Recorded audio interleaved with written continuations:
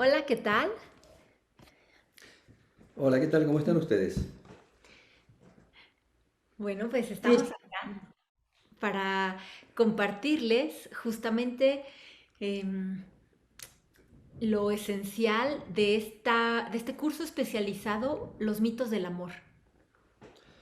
Sí, queremos compartirles a partir de algunas ideas que venimos trabajando de hace tiempo, en torno de que al hacer converger los afectos, el cuerpo y los vínculos, estos tres términos se convierten en una matriz que nos permite no solamente explicar, sino también comprender muchas dinámicas que ocurren en el marco de los sistemas familiares y en el escenario del sufrimiento de las personas. Y hay un nivel de funcionamiento en cada uno de nosotros que tiene que ver con aquello que el psicoanálisis denominó lo inconsciente y que Jung llamaba la sombra. Pero así como hay un inconsciente personal que tiene que ver con los recorridos de cada uno de nosotros, también hay un inconsciente familiar y un inconsciente colectivo. Ese inconsciente colectivo de los cuales nos habló Jung largamente y que cuenta cómo, así como hay memorias personales y memorias familiares que inciden en nuestro comportamiento, es decir, que somos prisioneros de esas memorias, también existen memorias arquetípicas, memorias colectivas que se fueron incorporando en el largo proceso evolutivo de la especie. Y así como muchas veces las memorias personales o las memorias costelares dan cuenta de nuestros sueños, de nuestros vínculos y de nuestros síntomas, de los traumas y adversidades que la familia o lo personal de cada uno de nosotros ha recorrido en el tiempo. Así también los arquetipos y especialmente los mitos dan cuenta de la historia, de los recorridos que la humanidad hace. Durante mucho tiempo se pensaban que los mitos eran ficciones, que los mitos eran como algo a los cuales no había que darle mucha importancia, como un cuento infantil sin mucha significación.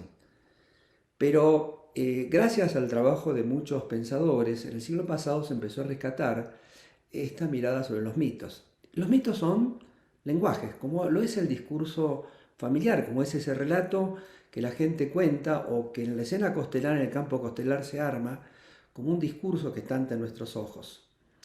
Pero si decimos que el sistema es lenguaje, el lenguaje tiene como dos dimensiones, una dimensión que se denomina lengua y una dimensión que se denomina habla. La lengua tiene que ver con el pasado, con la historia, con lo reversible, con eso que se puede volver a resignificar. Y en cambio, el contexto tiene que ver con el presente.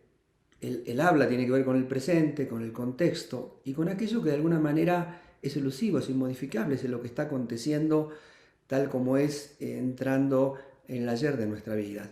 Justamente el mito es lo que nos permite unir estas dos dimensiones y poder entender que así como en la sincronía del contexto se revela la diacronía de una historia, el mito es lo que nos permite, de alguna manera, descubrir de qué se trata aquello que está más allá de lo que aparece en un escenario costelar. Pero hay algo más también muy importante. Uno tiene que entender, gracias a los desarrollos de muchos recorridos, como la teoría del caos, como la teoría del orden implicado, como otras concepciones que hablan sobre los sistemas abiertos y cerrados, tiene que comprender que en el sistema hay un balance, una interacción permanente entre el orden y el desorden, pero que eso que llamamos desorden no es un caos, no es algo que no tiene lógica, sino que tiene una lógica, pero que se explica por leyes totalmente diferentes que las leyes que se explican del orden.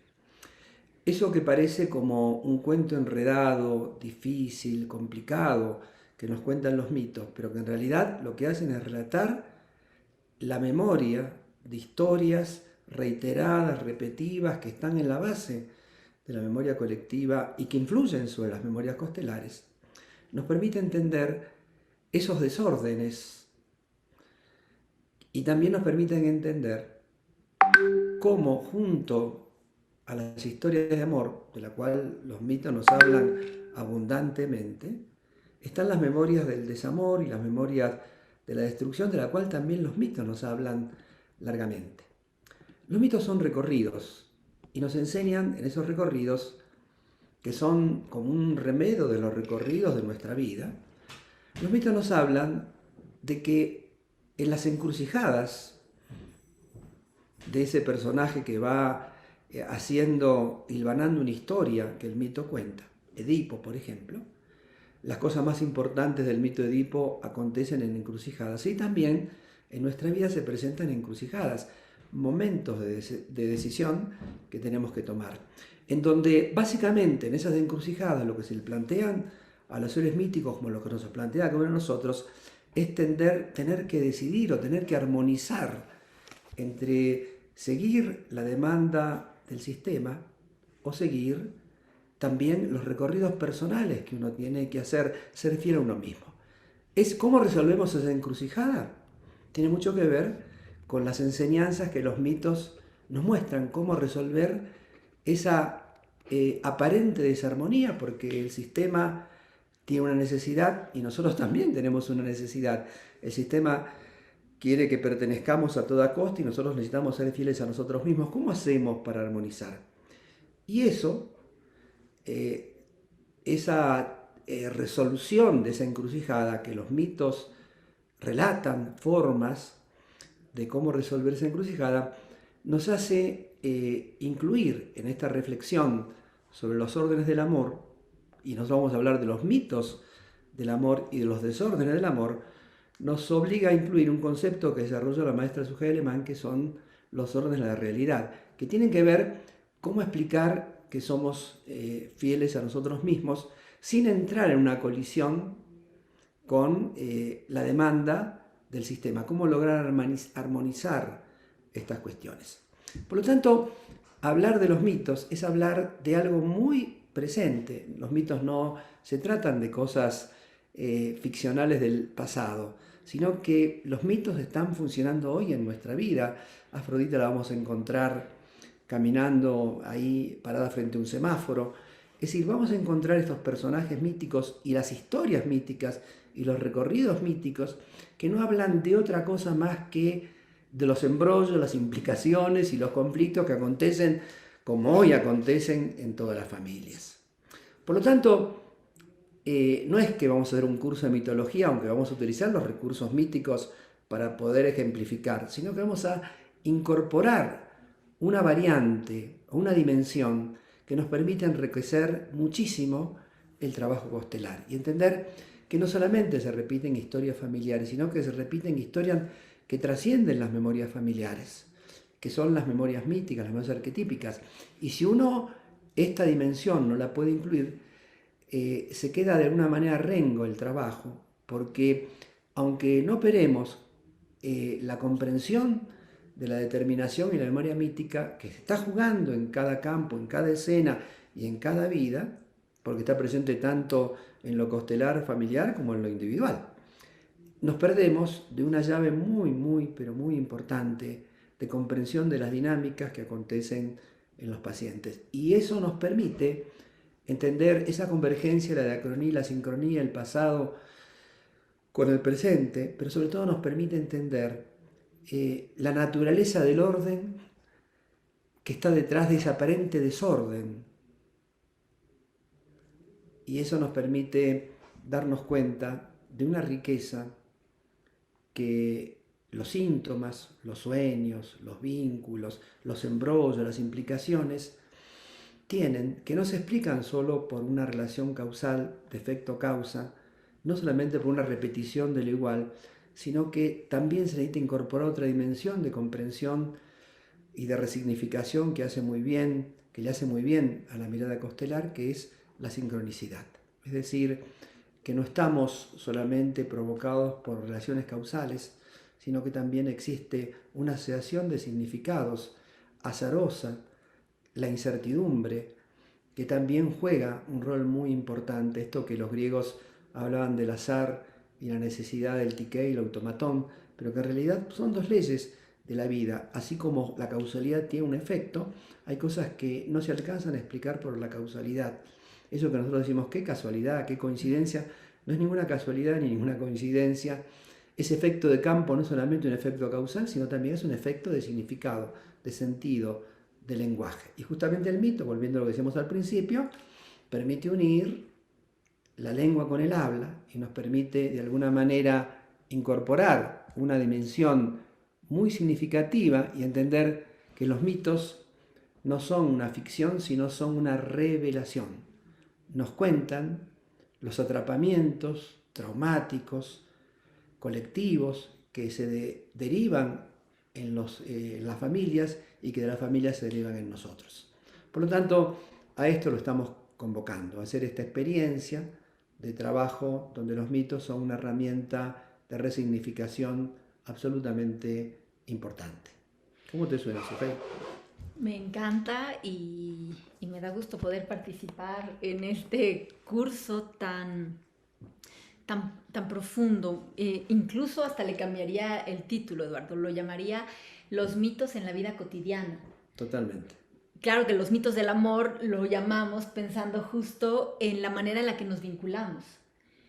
Y ahora escuchándote, decía, claro, si logramos mirar, comprender estos mitos en nosotros mismos, en las familias, en el contexto, vemos justamente una repetición, que no siempre es literal, no siempre es exacta, porque me gustaría mucho poder abordar en este curso el tema de la repetición.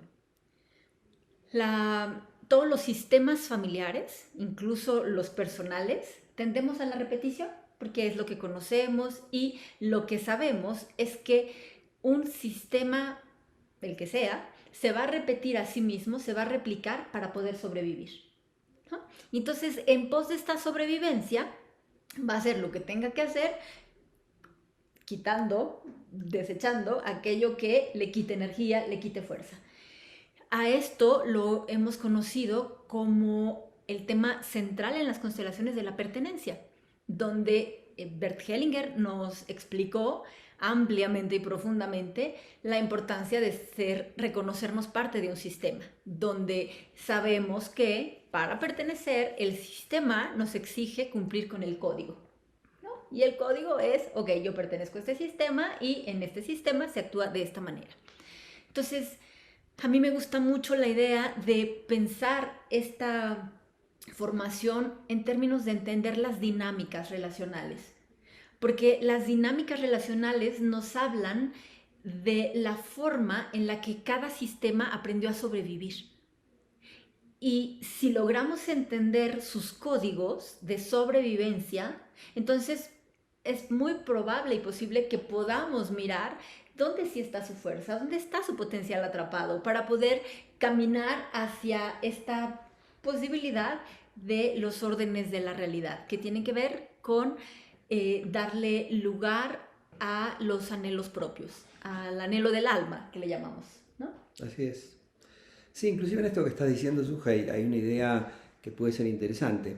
El hecho de que si uno toma los escalones genealógicos de una familia y toma específicamente algún tipo de relación, por ejemplo, madre-hijo, ¿no? O padre abusivo e hija abusada, o lo que sea, uno va a ver que hay como, aunque sea con pequeñas diferencias, en esos escalones, cuando lo miramos fractalmente, parcialmente, vemos cómo es posible ver una repetición con bastante identidad, con bastante igualdad, con bastante equivalencia.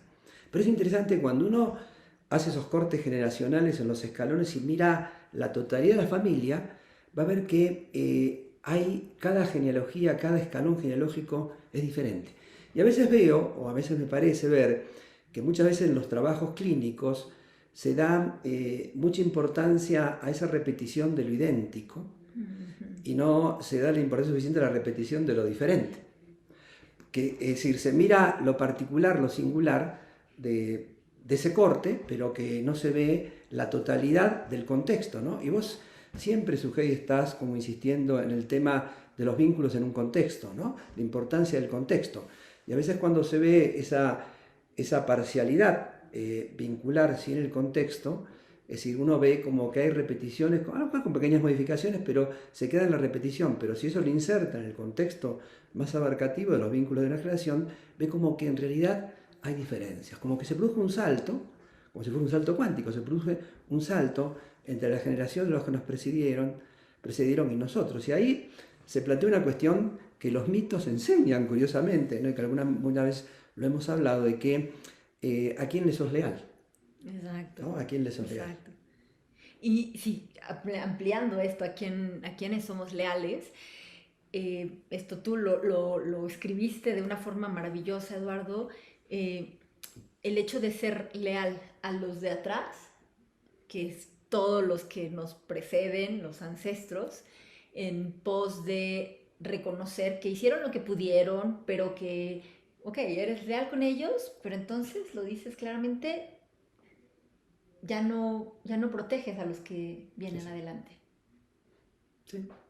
Y me parece que eso es importante, ¿no? Y los mitos, por ejemplo, relatan los grandes desastres de los personajes míticos, es justamente por haber ser fieles a sus ancestros, a sus padres, a sus abuelos, y pagar y reparar los daños que ellos hicieron, en lugar de ser fieles a los que siguieron. Entonces me parece que la mitología, Sujei, nos enseña los mitos, ¿no? Aplicados a este territorio que lo vamos a aplicar, el amor, el desamor, sus penas y toda la historia, nos permite explorar las relaciones con los hermanos, las relaciones nuera, suegra, ¿no? Todas las relaciones, pareja, hijos, padres, y cómo de alguna manera nosotros podemos encontrar en este aporte de la memoria arquetípica de los mitos respuestas que nos permiten repensar el orden de los sistemas con esta inclusión de tu trabajo sobre el orden de la realidad, para poder armonizar la fidelidad al sistema y la fidelidad a uno mismo, porque no se trata de una revolución que choque con, No, no, sino se no. trata de que uno demanda que el sistema nos cuide, y el sistema nos va a pedir que no hagamos ninguna revolución que, que rompa la memoria, que también es importante, pero digamos, ¿cómo armonizamos? El tema está así, ¿no? Y me parece que se ha plantado una dicotomía que los mitos o esta perspectiva permite resolver entre ser fiel al sistema o ser fiel a uno mismo. Entonces no se trata de que yo diga adiós al sistema, ni que rompa con el sistema, No, ni para ser yo, que yo puedo ser y seguir perteneciendo. tal Y cual. que el sistema nos permite eso. Y otra cosa más, Sujei, en esto que estamos hablando, ¿no? Pues es que como revelación de los mitos, una de las cosas que aparece muy claro, por supuesto que no lo dicen en esta manera, esto es una traducción que yo hago, ¿no? El sistema tiene horror a la individuación, tiene horror a los cambios, tiene horror a la modificación, tiene horror al cuestionamiento. Y la persona individual tiene miedo a que no te dejen ser. Es decir, que esta relación entre miedo, entre sistema e individuo, es como una relación de espejos de lucha de miedos. Y entonces, justamente, los mitos nos enseñan muchos caminos de cómo en la historia de la humanidad este conflicto entre miedos, los miedos del sistema y los miedos personales, que no me dejen ser como soy, y el miedo del sistema, que no me traigas cambios, se pueden resolver. Me parece que todo esto lo podemos explorar en este diplomado. Exactamente. Y otra cosa que me gustaría también plantear, Eduardo, que vamos a plantear en este curso, son todos estos condicionamientos con los que vivimos, que están basados en estos miedos de los que hablabas, y que lo podemos ver claramente con el miedo a ser excluido, con el miedo a ser diferente. Me parece que poder explorar todo aquello que nos atemoriza, que nos lleva hacia la exclusión, me parece que es uno de los temas centrales que vamos a trabajar acá. Totalmente, totalmente, ¿no? Bien, pues entonces, nos gustaría mucho escuchar sus dudas, sus comentarios, sus preguntas. Estamos acá para poder, bueno, poner lo más claro posible el trabajo de estos módulos. Así es. Entonces, no sé si hay alguna pregunta por acá.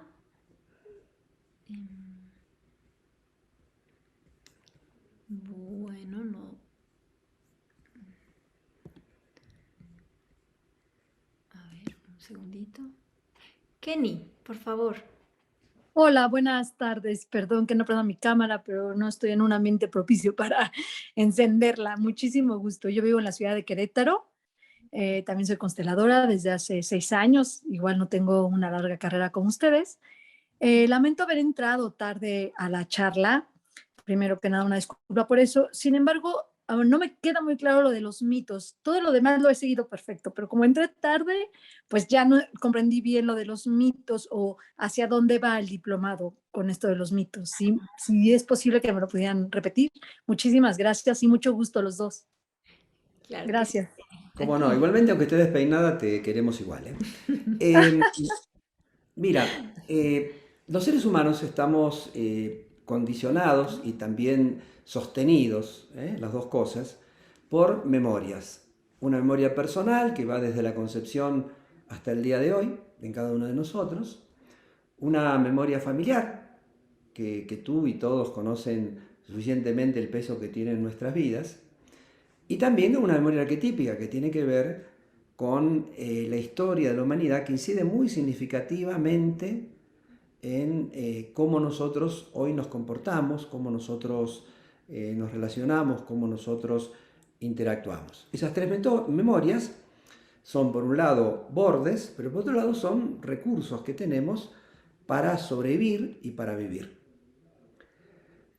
Así como el relato que un paciente nos cuenta en una consulta o en una escena costelar, nos cuenta de su vida, de su familia, de su historia, de sus traumas, de sus enredos, de toda su historia, de alguna manera da cuenta de su biografía, y así como en un trabajo costelar el paciente o la persona o la escena costelar está relatando con palabras y con gestos, está relatando un discurso familiar, así también nosotros, aunque no nos demos cuenta, estamos prisioneros o estamos asentados sobre ciertas memorias, que son las memorias arquetípicas, que corresponden al orden digamos, de la historia de la humanidad o de la historia de la cultura donde estamos insertos, y que son las memorias que relatan los mitos. La familia, como muchas otras cosas, está organizada como lenguaje, pertenece al orden de lo simbólico. La familia no es una institución natural, por eso está legislada por el Código Civil, por ejemplo, ¿no? Es una institución, no tiene malo ni bueno, es una institución. Esa institución responde a una necesidad de sistemas más abarcativos, como es la sociedad. Y ese lenguaje del que estamos hablando tiene como dos dimensiones. Una dimensión que se llama lengua, que tiene que ver con el pasado, con la diacronía, con la historia. Y una dimensión que se llama habla, que tiene que ver con el presente, el contexto, ¿no? La sincronía. Bueno, los mitos, a diferencia del discurso personal o la reconstrucción histórica, es una función que nos permite unir el lenguaje con el habla, que nos permite unir el pasado con el presente, que nos permite unir lo histórico con el contexto. Es una herramienta fantástica que además nos permite unir otra cosa que es muy importante. Nos explica cómo podemos articular y armonizar las demandas de pertenencia del sistema que a veces nos obligan a dejar de lado nuestra propia identidad, nuestra fidelidad a nosotros mismos, o querer ser fiel a mí mismo sin escuchar la pertenencia al sistema. Entonces el mito es como la experiencia de la humanidad en la construcción de esta relación persona-familia. Y entonces da cuenta de un montón de historias de amor y desamor, de luchas y de conflictos, que me parece que cuando nosotros la unimos al escenario costelar, si tenemos esto en mente, nos da una herramienta fantástica para ampliar nuestra comprensión de las dinámicas familiares. Y nos enseña, por último, también cómo, esto que les comentaba Sujei, que nosotros a veces por ser fieles al sistema no somos fieles a los que nos siguen, por ser fieles a los ancestros no somos fieles a los que nos siguen. Y cuando somos fieles a los que nos preceden, a los ancestros, repetimos los mismos embrollos que hicieron ellos. Entonces, de alguna manera, romper con eso no significa dejar de pertenecer, sino simplemente decir, yo quiero ser fiel a mí mismo, tengo una identidad propia, agradezco esa memoria, agradezco esta historia, pero yo quiero legarles a los que siguen algo mejor de lo que ustedes hicieron. Eso es mi tarea. No los odio, no rompo con ustedes, sigo siendo, pero también tengo derecho a ser y generar algo con los que me siguen. Y eso es una enseñanza que los mitos nos transmiten y me parece valiosísima. No sé si respondemos tu pregunta. Sí, muchísimas gracias. Perfectamente bien. Y bueno, hay esta frase, ¿no? Tan conocida de Bert Hellinger que dice, cuando pedimos permiso a los ancestros de hacerlo diferente, ¿no? Que es de estas frases sanadoras que utilizamos en las constelaciones. Si me permiten, quería compartirles que una vez hice un retiro donde trabajamos esto de la relación entre el hombre y la mujer, aquí visto desde la ciudad del país México. Y fue muy interesante ver desde dónde viene esto de el padre que abandona, el matriarcado en el país México, en fin, estuvo muy interesante. Y bueno, me parece que es voy a ir por ahí en este curso, ¿sí? Más o menos. De Sí. lo grande a lo pequeño, ¿no? Sí, y mira, para darte un ejemplo, Kenny, tal vez mucho más preciso, el mes pasado, me parece, Eduardo, dimos un taller sobre las relaciones tormentosas y Eduardo habló sobre el mito de Zeus y Hera. Y justamente es poder mirar algo que es mítico, arquetípico, pero que lo encontramos En la vida cotidiana. a la vuelta de la esquina, que puede estar en nuestras propias relaciones, en la forma en la que entablamos la conexión con alguien y que tiene que ver con la forma en la que aprendimos a amar en nuestro propio sistema, pero que en realidad se va ampliando el radio, ¿no? Pasas de lo personal a lo familiar, a lo colectivo, y entonces llega un punto donde te das cuenta que lo que ya se vivió allá atrás, hoy es una repetición. No somos originales, no somos nuevos, somos la repetición de la repetición. Y el tema para nosotros, Kenny, está justamente en caminar hacia el pensamiento crítico. Pensamiento crítico no significa criticar a otros. Y por eso, si me permites, voy a decirte por lo menos cómo lo pensamos, cómo lo vemos en Constelaciones México. Para nosotros, pedir permiso a los de atrás significa no poder apropiarte de algo que es tuyo. Si tú vas a la casa de alguien, es lógico que tienes que tocar y pedir permiso. Pero si es tu propia casa, entonces se trata de que te apropies de ella, de que te adueñes. Y para nosotros, esta es nuestra lógica vincular, donde decimos, agradezco todo lo que me dieron, que me da fuerza, que me sostiene mis pasos, me da guía, ¿no? Les dejo aquello que es de ustedes y yo hago lo mejor que puedo con lo que me dieron y con lo que yo tengo. Por eso decimos que pedir permiso sigue siendo algo muy infantil. Porque, oigan, ¿me dan permiso de ir a vivir mi vida? Y el punto es decir, yo agradezco. Y esta es una manera de honrar, por lo menos como nosotros lo entendemos. Tal cual, sí. ¿Sí? Gracias, Kenny. No, pues muchísimas gracias a los dos. Gracias. Me llevo algo diferente hoy día. Gracias. Buenísimo. Mientras haga sentido para ti, porque eso es lo que más nos importa, ¿no, Eduardo? Sí, claro. Que lo que planteamos haga sentido. Hay una frase de Michel Foucault que me encanta, que dice, yo no digo que los demás están mal y que yo estoy bien, yo digo que los demás están mal porque creen que yo estoy bien. Me encanta. Entonces, no es que tengamos la verdad, de ninguna manera. Es solo una propuesta terapéutica, clínica, en la que queremos compartirles justo esta parte tan arquetípica que está puesta en nuestro día a día, en nuestro contexto. Tal cual. Gracias. Sí, gracias, Kenny. No sé si hay otra pregunta por acá. Yo no logro ver.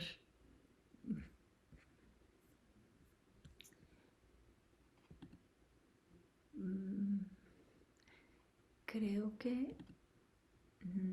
por acá será. Tengo idea. Yo tampoco. Bueno, Bueno. si alguien quiere preguntar, que abre el micrófono y pregunte. Exacto, por favor, si alguien tiene alguna pregunta, comentario, aquí estamos, nos encantaría escucharles, si pueden mandarnos por aquí algún mensaje o escribirnos. Aquí me parece que hay 2 comentarios. Angélica, bravo, Natalia. Muy bien. Bueno, no sé si alguien más nos quiera decir algo por acá.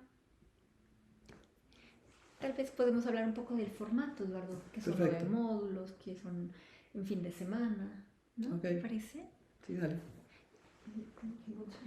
Miren, este diplomado está organizado en 9 módulos, ¿no?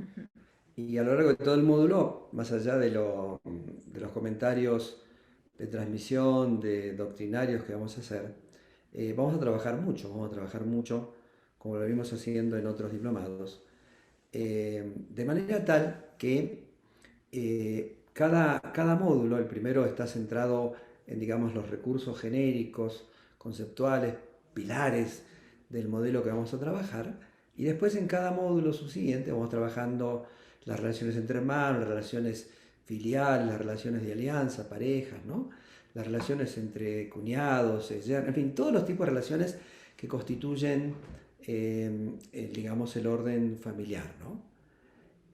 Y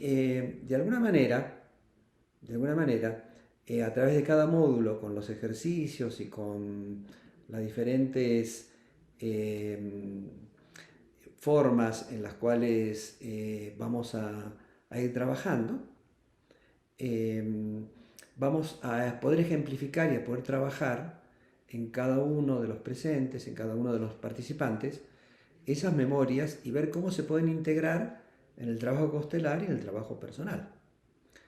Porque lo que se trata no es suponer una mejor propuesta, sino entender que es una propuesta que complementa desde un ángulo diferente, ¿no?, aquellas otras herramientas que estamos trabajando. El discurso personal, el campo constelar, se une a esta memoria arquetípica que son los mitos. Y como decía Suhey, los mitos forman parte de la vida cotidiana, es decir, nosotros los podemos leer, pero en realidad esos mitos siguen operando permanentemente en el cada día y en cada uno de nosotros. Eso que a veces se llama patriarcado, bueno, es la red de influencias míticas que se fundó a lo largo de mucho tiempo y de la cual nosotros inconscientemente las repetimos, ¿no? Entonces, sumando estas cuestiones, módulo por módulo, en cada uno de los módulos con el trabajo particular que vamos a hacer en cada uno de ellos, vamos avanzando en la dirección de brindar un conocimiento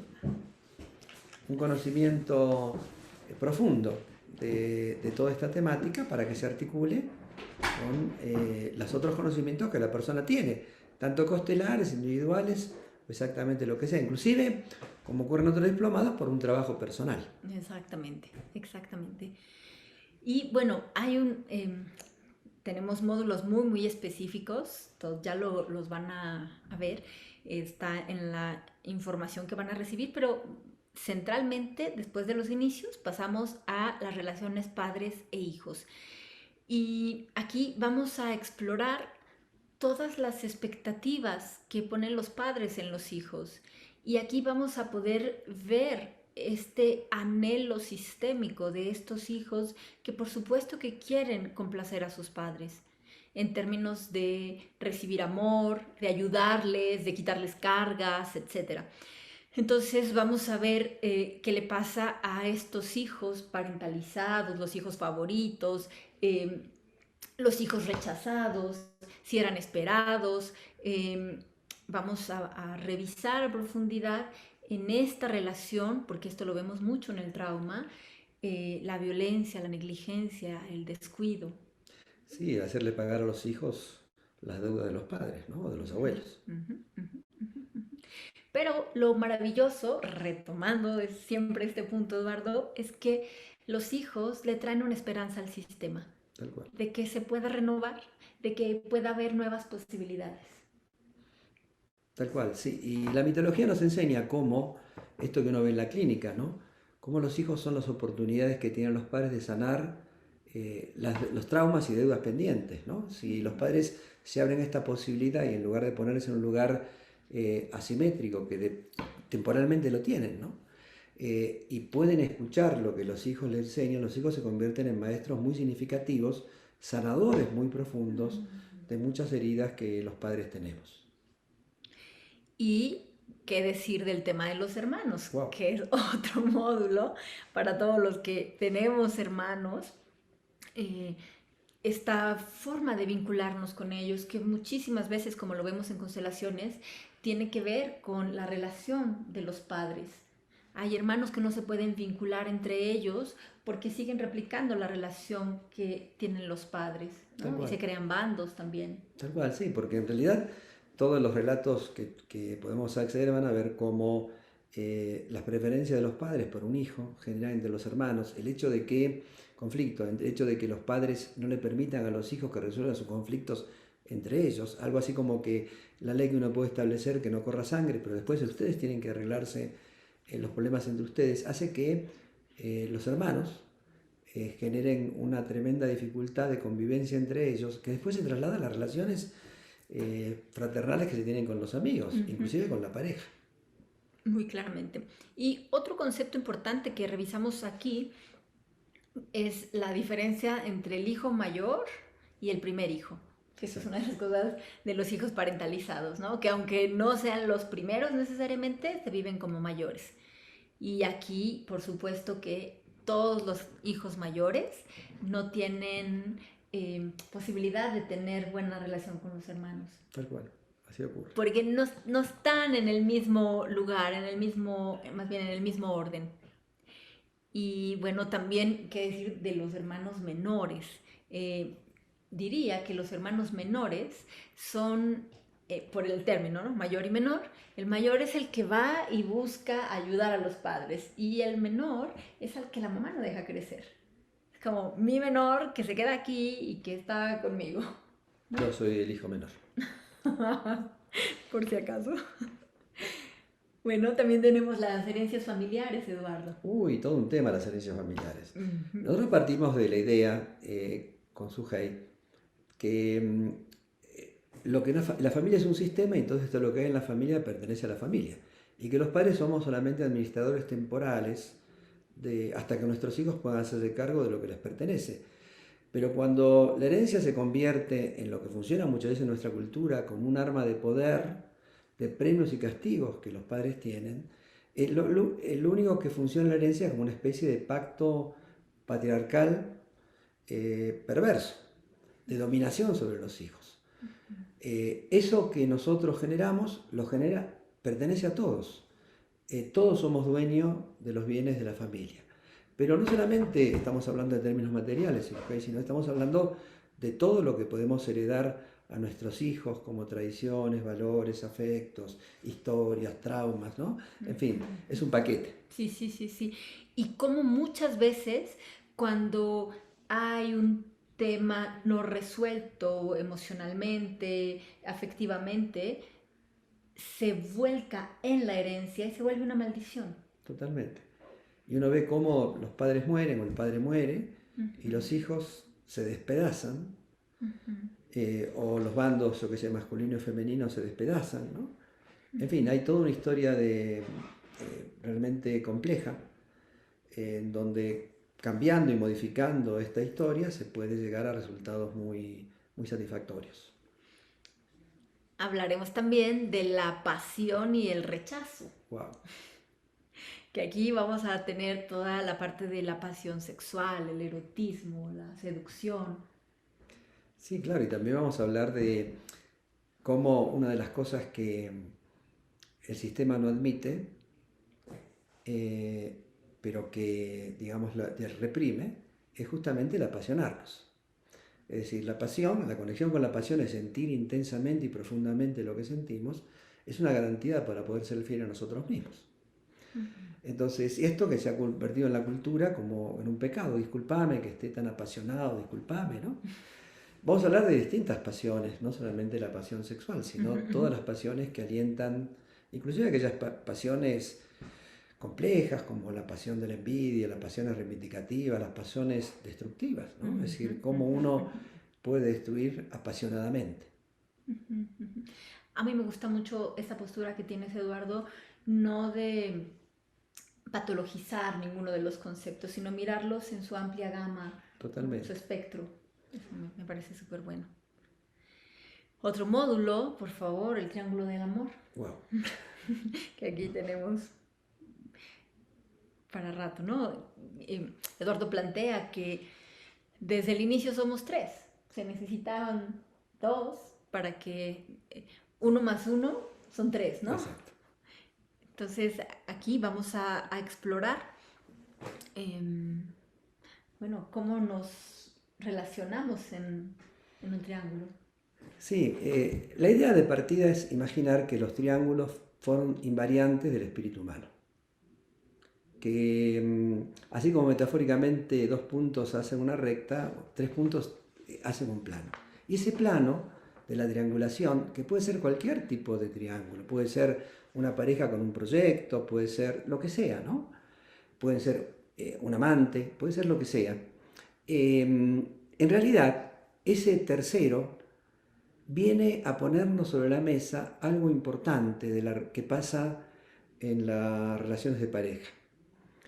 El hecho de que a lo mejor uno está viviendo su vida a través del otro y alguien necesita o algo necesita recordarnos que yo necesito recuperar mi vida para formar un nosotros, un tú y un yo. Y a veces necesitamos una terceridad que nos haga recordar esto. Generalmente con estos temas se producen muchos dramas. Hay una dramática de la vida con respecto a eso, sin entender que de alguna manera las triangulaciones de cualquier tipo, persona, proyecto, trabajo, lo que sea, viene a poner sobre la mesa el hecho de las dificultades que hay en un vínculo y el espejo que nos muestra esas cosas que no estamos viendo en una relación. Yo no digo que bárbaro agradecerle, pero sí en cierto sentido entender que eso que puede pasar es un mecanismo, una operación que la vida trae en nuestra existencia para mostrarnos algo que no estamos viendo de la relación que estamos teniendo. Esas triangulaciones no solamente se producen en términos de pareja, ¿no? Hay triangulaciones en todos los órdenes de la vida. Claramente. Otro módulo que vamos a trabajar es el del desamor, la pérdida y el dolor. Y bueno, aquí tenemos mucho para explorar, está mucho en la música, ¿no, Eduardo? Alguna vez me decías que los tangos hablan de las tragedias, ¿no? Y podemos ver que todas estas historias de amor, pero también de desamor, son parte de la experiencia humana. Tal cual, nosotros a veces estamos alentados por esa idea romántica de que el amor nos llena, que el amor es eterno, ¿no? Entonces ese tipo de ideas románticas o consumistas también acerca del amor, ¿no? Sin entender que el amor es un vínculo que se construye, que tiene mucho que ver en esa vinculación las historias que nosotros subimos sobre todo en los primeros tiempos de vida y las memorias costelares, pero que el amor es un vínculo y que hay que entender ese particular tipo de vínculo que implica el amor, pero que el amor siempre, aunque sea con la muerte, termina, que el amor implica su polar, el desamor, ¿no? Y que cuando uno acepta, así como Sujei le decía que un rasgo de la madurez es justamente el pensamiento crítico, eso de preguntarnos si esto hace sentido para mí, no tomarlo como un dogma. También otro rasgo de madurez es la inclusión de la ambivalencia de la vida, entender que te amo y a veces no te amo, que a veces quiero estar contigo y a veces te desamo. Es decir, que esto forma parte de un equilibrio natural de la vida, que el amor no es un continuo lineal ascendente, sino que el amor va y viene. Pero lo importante es entender que el amor no es aceptar ojos cerrados a ti, sino que el amor implica abrir los ojos, porque el amor auténtico es un amor que se elige desde la libertad. Si yo soy prisionero de mi pasado, de mis historias, de mis demandas familiares, no voy a elegir desde mí, voy a repetir una historia de desamor o de amor de mis ancestros. Pero si yo quiero amar desde mí, voy a tener que abrir los ojos y eso implica el gradiente mayor que pueda tener de libertad. Muy claro, y como lo dijiste antes, Eduardo, por lo menos como nosotros trabajamos, procuramos integrar siempre la parte del proceso personal, por lo que especialmente en este módulo trabajaremos en cómo enfrentar las pérdidas. Tal cual. Y el último módulo, bueno, son 8 módulos, que son todas las formas del amor. Amor, pareja, ¿qué sí es amor? Amor ideal, ideal del amor. Tal cual. Siempre, digamos, el recorrido, digamos, de la vida es un recorrido de encuentros, separaciones y reencuentros, de alegrías y desgracias, de dramas, de tragedias, de gozo y de dicha. Pero cuando uno piensa que solamente es feliz cuando está en el amor me da felicidad, pero no solamente soy feliz cuando estoy en el amor. Eso es una ceguera que nos impide realmente evolucionar en la vida. Hay muchas cosas que nos llenan de dicha y hay muchas cosas que nosotros podemos encontrar y tener experiencias amorosas más allá de las relaciones de pareja. Pero lo importante es entender que la pareja, que es del orden de la naturaleza, necesita o se va instituyendo en una relación de amor, pero que el amor no es una cosa abstracta, que el amor no es un concepto, sino que el amor es un testimonio cotidiano. Es decir, yo doy testimonio de mi amor porque te escucho, porque te comparto, porque te cuento, porque te digo, porque me peleo contigo, porque si no me importaras no me pelearía contigo, ¿no? Es decir, el amor es un testimonio, es una experiencia testimonial. Entonces, ¿cómo uno sabe que ama o no me aman, o me aman? Cuando uno recibe esos testimonios cotidianos de ese tipo de cosas que en la vida cotidiana el otro nos muestra y nos demuestra. Entonces, si el otro no es cariñoso conmigo, no me escucha, no me habla, no me cuenta, por más que me diga, recite poemas, eso es una ilusión, es una fantasía. El amor es un testimonio, una experiencia testimonial de la vida. Y que al final, para cerrar, eso también son los mitos, Tal testimonios cual. de la vida. Tal cual. Los mitos hablan de todas esas cosas. Exactamente. Bueno, pues ojalá que les podamos ver en esta formación que empieza el primer fin de semana de noviembre. Son 8 módulos en fin de semana, viernes, sábado y domingo. Y bueno.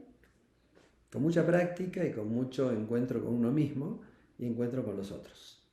Exactamente. Muchas gracias. Ya no veo más preguntas por aquí, así que ojalá que esto sea suficientemente claro. Kenny, ¿tienes una pregunta por ahí? Por favor, cuéntanos. ¿Puedes abrir tu micro, por favor? Sí, perdón. ¿Es presencial? ¿Es en línea? ¿Es en la Ciudad de México? Sí, mira,